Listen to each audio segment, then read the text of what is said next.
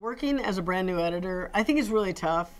Um, I'm not really sure because it was more like I would love to have a rapport. Like now, I like to have a really good rapport with my assistant.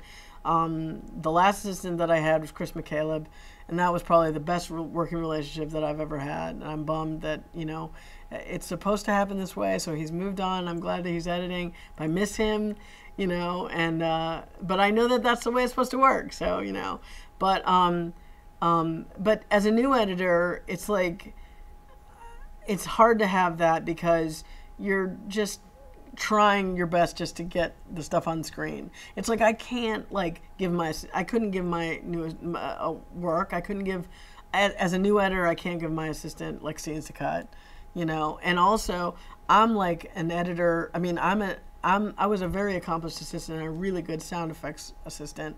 So you want your new assistant to be you want them to be you. If you can hire you, and it's great. And other editors who had moved up, I was having lunch with friends of mine who had moved up, and they're like, I was like, yeah, what about assisting, and who's gonna do this? And they're like, you're gonna do your own. You're just gonna have to do all your own work. And I'm like, really? And they're like, yeah, because you're not gonna find you. Period. You're going to be used to you. You're going to want you. It's not going to happen. You're going to have to do it. And, so, I mean, I was doing all my own dialogue work.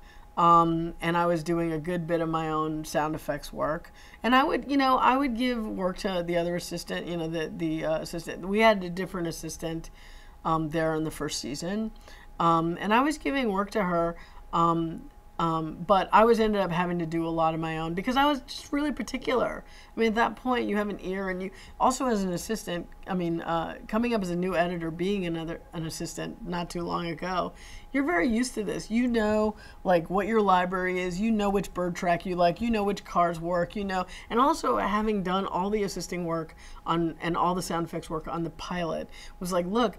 I have a library already built for this show. I know exactly where all these things are. I can just throw them in there really, really quickly. Mm-hmm. So I think as a new editor, it's much more difficult, finding an assistant because you already have very high standards.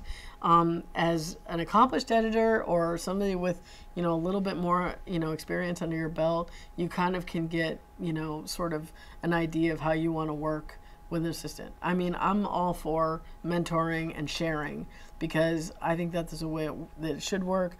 But also, look, I wouldn't be here if people hadn't done that for me. Mm-hmm. If people were stingy and, unconfident, inconfident, not confident, I wouldn't be where I'm at.